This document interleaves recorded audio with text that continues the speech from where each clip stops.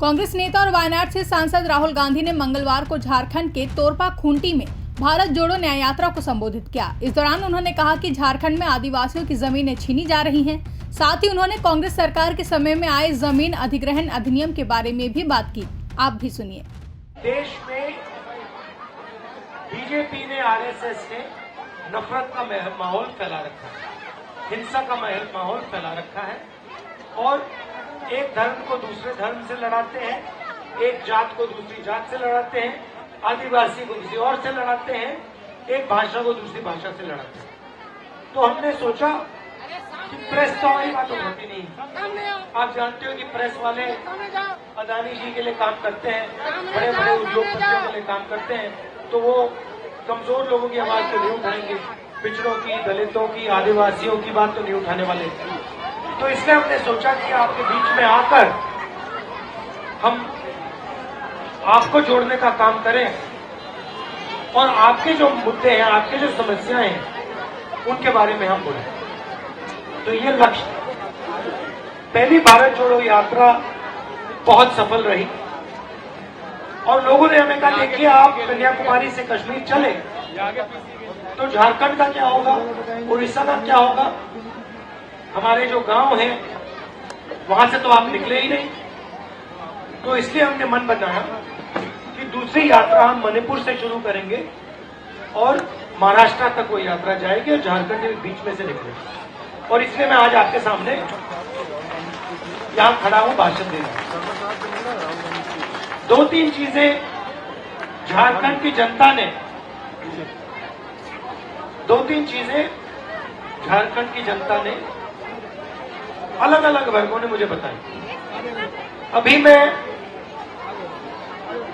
आदिवासी गांव से आ रहा हूं, वहां पे हमने आदिवासी महिलाओं से बात की और उन्होंने हमें बताया कि पूरे झारखंड में, पूरे देश में आदिवासियों से उनकी जमीन छीनी जा रही है किसी न किसी बहाने से।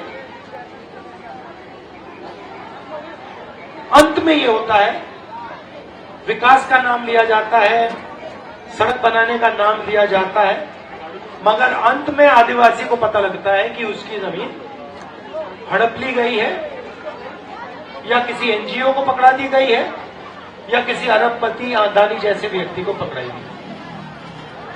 तो ये आदिवासियों का सबसे बड़ा मुद्दा, उन पे केस लगा दिए जाते हैं। इसी अभी कुछ ही देर पहले एक एनजीओ की जमीन है, वहां पे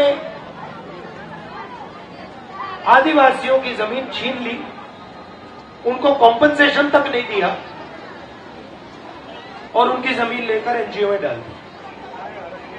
उन व्यक्तियों से मैं मिला, फिर अफसर से मिला और पहले अफसर मुझे कहते, देखिए ये तो ग्राम सभा की जमीन थी। तो फिर उन्होंने मुझे कागज दिखाया, जो व्यक्ति की जमीन गई उसने कागज दिखाया। तो फिर मैंने अफसर से कहा, भैया ये आप बताओ, ये क्या कागज फर्जी है, ये व्यक्ति झूठ बोल रहा है क्या? कहते हैं नहीं, झूठ तो नहीं बोल रहा है। तो फिर मैंने बोला, फिर ग्राम सभा की जमीन है नहीं, इसी की जमीन है। तो ये पूरे झारखंड में, पूरे जहां भी आदिवासी लोग हैं वहां भी ये हो रहा है। हम एक कानून लाए थे, पैसा कानून था। दो कानून है, एक पैसा कानून, एक जमीन अधिग्रहण कानून। जमीन अधिग्रहण कानून में साफ लिखा गया है कि ग्राम सभा से बिना पूछे जमीन नहीं ली जा सकती। और अगर जमीन ली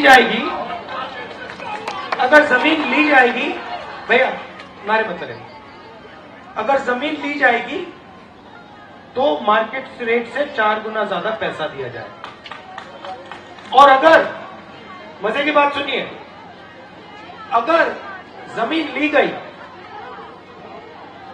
और 5 साल में उस जमीन का प्रयोग नहीं किया गया तो वो जमीन वापस दी जाएगी।